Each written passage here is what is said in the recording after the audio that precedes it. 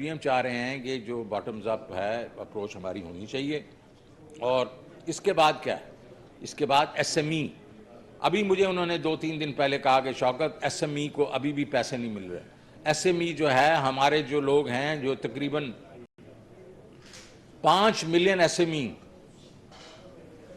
छोटे लोन्स, छोटे कारोबार हैं, और उनको कितने में 1,80,000 लोगों को 5 लाख में से 1,80,000 को बैंक के लोन मिलते हैं। ये बहुत ज्यादती है। दुनिया के बीच में एसएमई जो है वो बैकबोन होती है, वो इकोनॉमी की बैकबोन होती है।